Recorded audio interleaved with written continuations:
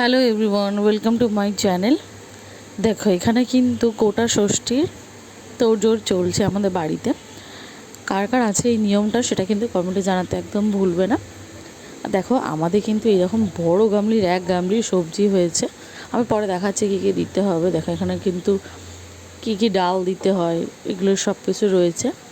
প্রচুর শাক সবজি রয়েছে। দেখো এখানে শাক রয়েছে, এর মধ্যে অনেক রকমের ডাঁটা আছে, পালং শাক আছে, কুমড়ো আছে, লাল আলু, মটরশুঁটি, অনেক রকমের শিম, বেগুন, তারপর রয়েছে তোমার আলু, শিমের দানা, রয়েছে গাজর, মিষ্টি আলু, এই যে দেখো কাঁচা লঙ্কা, বিভিন্ন রকমের মশলা দিয়ে হয়। আর এটা কিন্তু সরস্বতী পুজোর দিন রাত্রেবেলা রান্না করা হয়, আর পরের দিন এটা পান্তার সাথে খাওয়া হয়।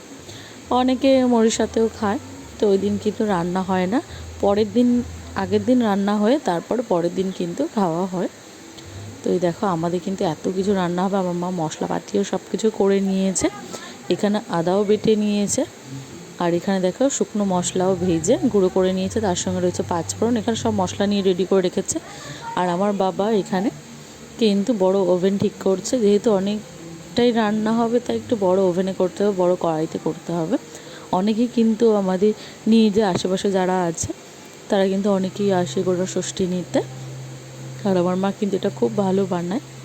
আর এটা কিন্তু একবারেই সিদ্ধ করতে হয়, এটা মানতে হয়, পরিষ্কার জামা কাপড় পরে তবেই কিন্তু রান্না করতে হয়। আর যে রান্না করে তাকে কিন্তু খেতে নেই ওই দিন, পরের দিন খেতে হয়। আগের দিন যেদিন রান্না করবে সেদিন চেখে দেখতেও নেই, খেতেও নেই। তো এই দেখো আমার মা কিন্তু অলরেডি রান্না বান্না শুরু করে দিয়েছে। আর এখানে মশলাটা একটু আদাটা করে নিচ্ছে আর কি, কষিয়ে নিচ্ছে। আদা গন্ধ তাকে বুঝতেই পারছো, পাঁচফোড়ন আর সব মশলাপাতি সব দিচ্ছে মা। আমি জানি না এগুলো কী দিচ্ছে, তবে এটা খেতে কিন্তু অসাধারণ হয়েছে। আর এই নিয়মটা কাদের কাদের আছে সেটা কিন্তু কমেন্টে জানাতে একদম ভুলবে না। আর যারা যারা আমার ভিডিওটা দেখছো কিন্তু চ্যানেলটাকে সাবস্ক্রাইব করছো না, অবশ্যই গাইস চ্যানেলটাকে সাবস্ক্রাইব করে পাশে থাকতে একদম ভুলবে না। আর দেখো এখানে কিন্তু সব কিছু স্বাদ মতো দিয়ে দেওয়া হচ্ছে। এটা কিন্তু একবারই করা হয়, বারবার কিন্তু এর মধ্যে জল দেওয়া যায় না, বারবার মশলাপাতি দেওয়া যায় না, একবারই চাপানো হয়। আর দেখতে কিন্তু বেশ ভালো হয়েছে, আমরাও খেয়েছি আজকে সারা দিন ধরে। আর এর আগেরও কিন্তু গোটা ষষ্ঠীর সময় আমি বাপের বাড়িতে ছিলাম, তখনও দেখিয়েছিলাম তোমাদেরকে ভিডিওটা, আমার চ্যানেলে অবশ্যই রয়েছে।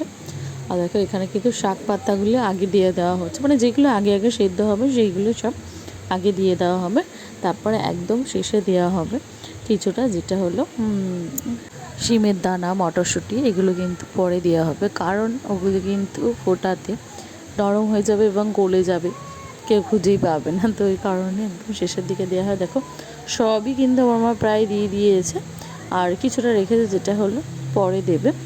তো ওই জন্য একবারে দিয়ে যেহেতু বসাতে হয়, এটা ফুটে আসলে তারপরে কিছুক্ষণ পর একটু মজে যাওয়ার পর ওটা দিয়ে দেবে। আর পাশে হয়তো আওয়াজ শুনতে পাচ্ছ, কারণ কি পাপা আর আমার বোন ওরা খেলা করছে, বুঝতেই পারছো ওরা একদম ছোট তাই। আর এই দেখো সব কিছু দিয়ে দেওয়ার পর কিন্তু একদম কড়াই ভর্তি হয়ে গেছে, নাড়ানোর স্পেসটুকু নেই। আর দেখো অনেকটা ফুটে এসছে, আমার মা কিন্তু সব কিছু দিয়েও দিয়েছে। আর প্রতি বছর আমার মা এই দিনটা পালন করে। আর দেখো কতটা সুন্দর লাগছে দেখতে, বলতে বলতে কিন্তু আমার জিভে অ্যাকচুয়ালি জল চলে আসছে, যে কখন রান্না হবে, কখন একটু খাবো আর কি, টেস্ট করে দেখবো। এই তো ভিডিওটা ভালো লাগলে অবশ্যই কিন্তু লাইক করতে একদম ভুলবে না। হওয়ার পর দেখো এক গামলি হয়ে গেছে, আমার মা এখানে ভাজা মশলাটা দিয়ে দিচ্ছে। আর এই দেখো কতটা পরিমাণে হয়েছে, এই একটা গামলির মধ্যে রয়েছে, ফের আর একটা গামলির মধ্যে রয়েছে। আমরা সবাই কিন্তু খুব এনজয় করেছি এই দিনটা। সরস্বতী পুজো এবং 23শে জানুয়ারি তোমরা কেমন কাটালে সেটা কমেন্টে জানাতে ভুলবে না। আর ভিডিওটা ভালো লাগলে অবশ্যই কিন্তু লাইক আর সাবস্ক্রাইব করে দিতে একদম ভুলবে না।